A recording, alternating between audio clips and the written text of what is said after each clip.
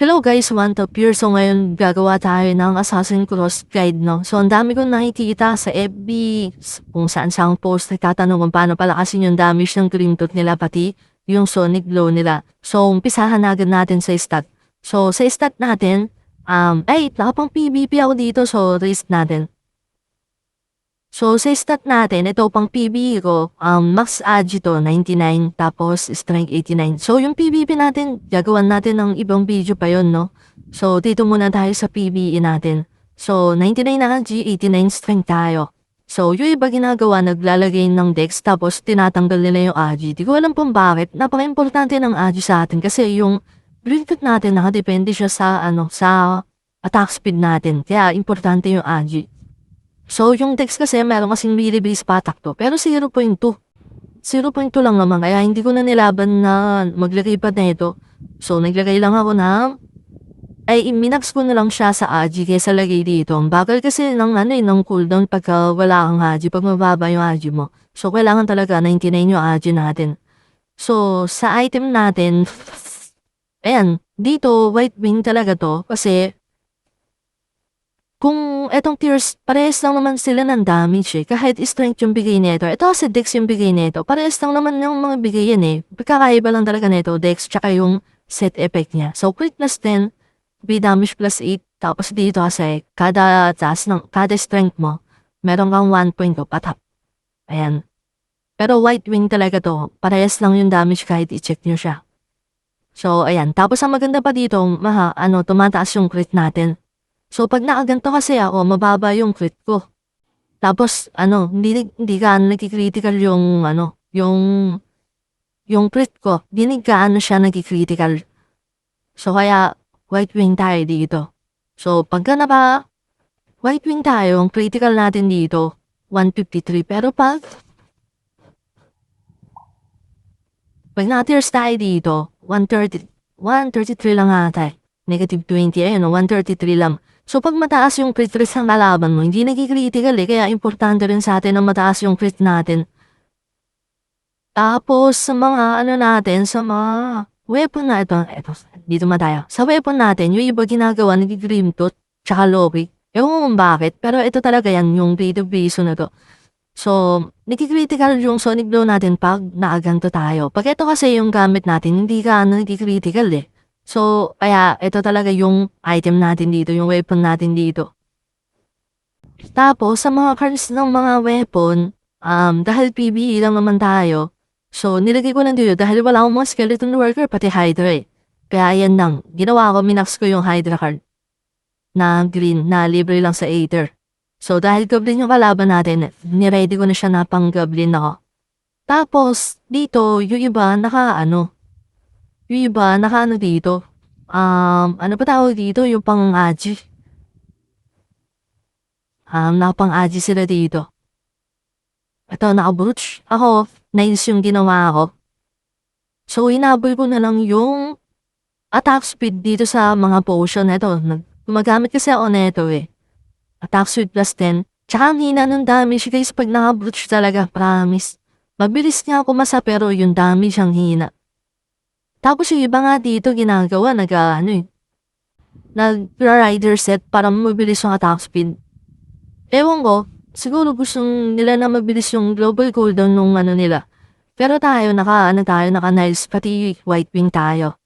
Tapos pagdating sa enchant naman, kailangan talaga dito superior crit, napaka-importante na ito superior crit. Kesa dun sa Miribon, kasi pag tinanggal natin itong mga superior crit natin, bumababa yung crit natin, importante nga sa atin yung crit para mag-critical yung damage natin, di ba? Kaya, superior crit tayo. So, pag pinagtatanggal ko yan, ang baba na nung critical ko, hindi naki-critical yung Green Tooth, pati yung Sonic Glow. Kaya, importante, superior crit tayo. Pagdating dito, mga PvE lang naman to. Alam na yan dito. Syempre, vitality boost tayo dapat dito.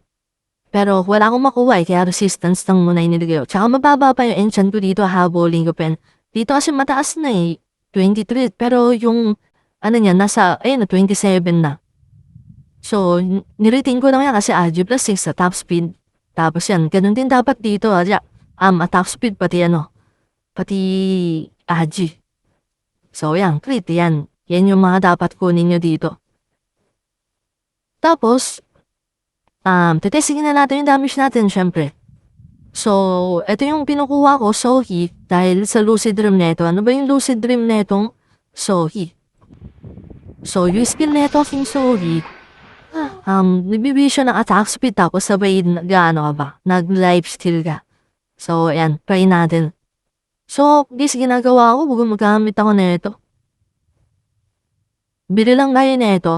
So, attack speed plus 10%, tapos 60 minutes na siya. Ginagawa ko, bumibili ako nito. Yan, ginagawa ko dyan, kino-combine ko lang. Pero kailangan nyo ng 6. Pero dahil di naman tayo, bubomba nung sagad. Ito lang. Gamit lang tayo ng isa. Kung testingin na natin yung damage natin dito. Yung glimtot ko. So, wala pang buffs yan, guys. Ganyan yung damage. So, wala rin ako mga skeleton worker dyan. Tsaka mga Ayan o. Peking skeleton worker, tsaka peking hide na lang yan. Tapos yung cards natin dito, pinakamaganda dito, yung stem worm, yung nag-red cat, pati mantis, tsaka sweet mantis, yung agile mantis. Kasi agile plus 1 na tayo, tapos free damage.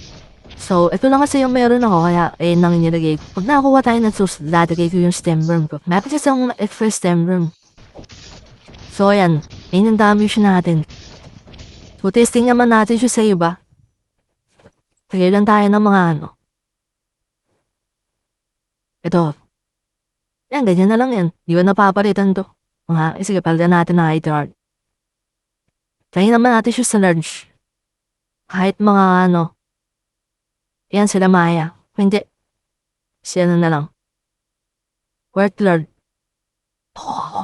Testing natin yung damage natin dyan.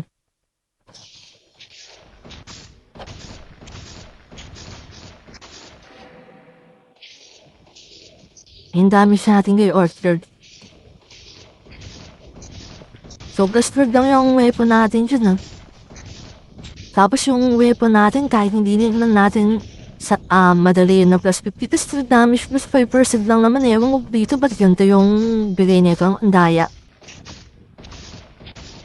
Third damage plus 5% lang.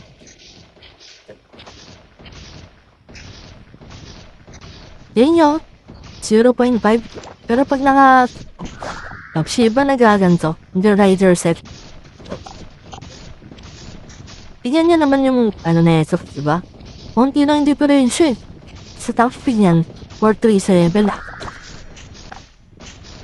Kasi yung damage, yung hina, 248 lang.